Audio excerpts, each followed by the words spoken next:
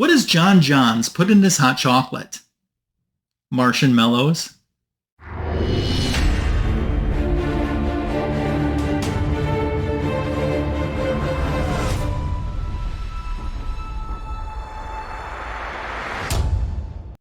Welcome to Comic Book Editions Volume 209. In today's video, we're going to do a Justice League of America haul. Thanks for joining me. It's been a little bit since we did an update on my Justice League of America collection. The last one was in Comic Book Editions Volume 197. That was a monumental goal achieved in that video because I started the year out needing 36 issues of Justice League of America Volume 1 to complete the run. So I set a goal of 12 per year. Essentially one a month, although it doesn't necessarily balance out to one a month because sometimes I get a whole bunch at once and then I don't get any for several months. But in the last video, CVA 197, I got the 12th book that I needed for 2024. So the first of the 3-year goal was complete. But I've got more Justice League comic books, which just means the next 2 years goal reduces down and becomes even easier. That's what I'm going to show you in today's video, and I'm ready to get started. How about this for a great book to get started with? Justice League of America, Volume 1, issue number 22. We're at 1963 for this very classic issue. In the previous issue, issue 21, it was the first JLA-JSA team-up. You might remember in Comic Book Editions Volume 107, a little over 100 videos ago, I showed you when I was able to pick up issue 21, which I never actually thought I'd own. There's a lot of these Justice League books I never thought I'd own, and now I'm getting down there. This goal seems so far within reach. This is still a pretty good key, and this one's in a little bit lower grade, and still, even in this grade, commands a pretty nice price. Although I did get a nice deal on this too. I think this is a really cool cover. Something you might not know about this cover is it is based on Mystery in Space number 18. And if you look at the Mystery in Space number 18 cover and look at this cover, they are very similar. Mike Sekowsky did both. Mike Sekowsky, the artist for this. Of course, Gardner Fox, the writer of this story. They are the original JLA team. And while we have the second issue, the second time the JLA-JSA team up, they teamed up for the very first time ever in the previous issue, and this issue continues that first story. There is a reference to Earth 3 being something that does exist. So that does get referenced in this issue. So really cool cover. This was one of the little bit more expensive ones that I didn't have so far in my collection. And now it is checkmarked and we're good to go.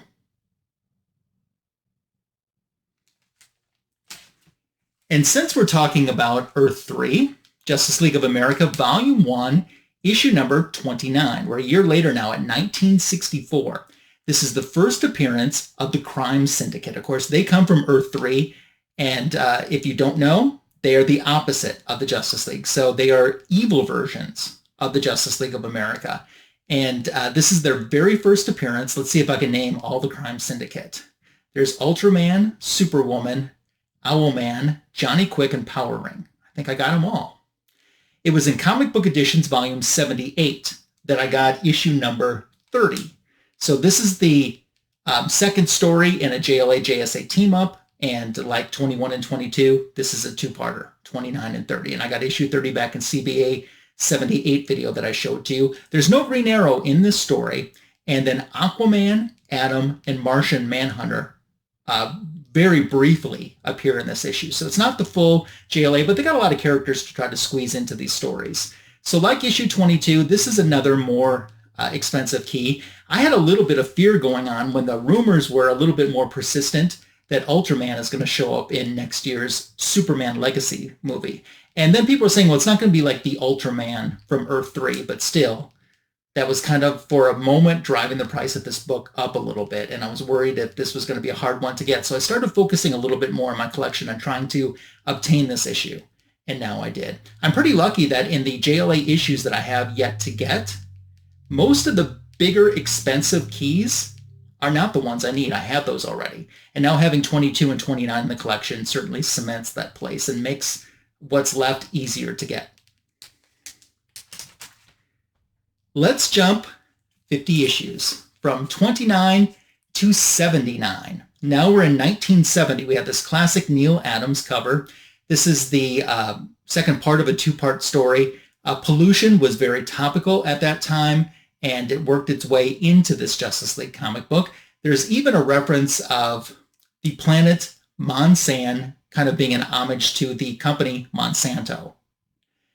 And what was cool about this story, maybe not necessarily the story, but I should say cool about this comic book is my awesome friend was in Chicago at Chicago Comics. And he texted me and he's like, I'm at Chicago Comics. You need anything? And first of all, I was so jealous that he was there without me. And I said, yes, look for some Justice League. And then he got on the phone and we went through what they had there versus what I needed on my want list. And he was able to find this. I was happy with the condition and for the price.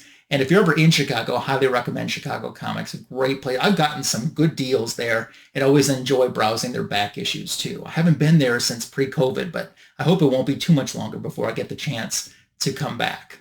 So these later JLAs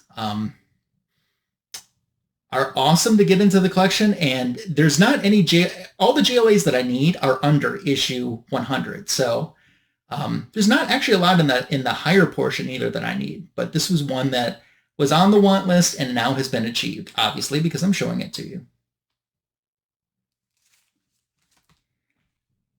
Issue number 81. We're still in 1970 right now. We have another classic Neal Adams cover. But I have to say, what is depicted on the cover isn't necessarily what you're going to get inside. Yes, the Justice League goes insane inside this issue, but Superman does not lock them up in a jail. They do not get put in a straitjacket or anything like that. As a matter of fact, Superman's one of the ones who actually is affected with insanity in this issue too. So there's a little give there on the cover, but it is an awesome cover. I've wanted this book because of its cover for quite some time.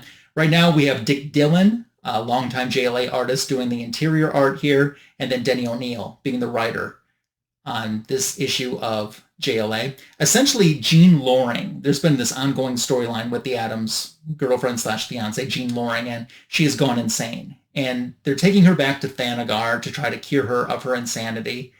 And at one point, if you went inside some type of force field, you became insane. But since Jean Loring was already insane, they figured it wouldn't hurt to put her in there, and it ended up curing her insanity. And if it sounds a little bit out there, it's early. Well, it's very early Bronze Age, but late Silver Age too. And some of those stories are a little bit out there. Amazing cover that I'm happy to have into the collection though. So those are 4 more that I've added into my collection from the JLA. I'm not done showing JLA books yet, but I do want to remind you that I'm doing another JLA versus Avengers. It's issue 5, and it's scheduled for the 11th, Wednesday night, the 11th. So if you're watching this video on its day of release, it's tomorrow night at 9 p.m. Eastern, 8 p.m. Central, live with my co-host, John's Comics with Kids. This edition is on my channel. We switch between channels in hosting duties, and we're doing issue 5 of Justice League of America versus issue 5 of Avengers. So far, if my memory is correct, JLA has won 2 rounds and Avengers has won 2 rounds, so they're tied. It'll be interesting to see who's going to break the tie. So if you're watching this on Wednesday the 11th, the show is tonight, and if you're watching this video where I'm talking about this now, after Wednesday the 11th, it is archived already in a playlist folder on my YouTube channel, so you can catch the rewind on there.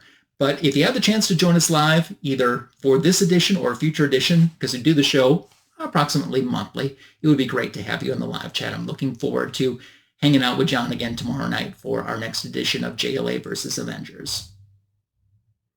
Couple more JLA books. These don't necessarily count in my 12-a-year goal because, well, I'll just start showing them. Because it's the facsimile of issue number 1. And this is the foil facsimile.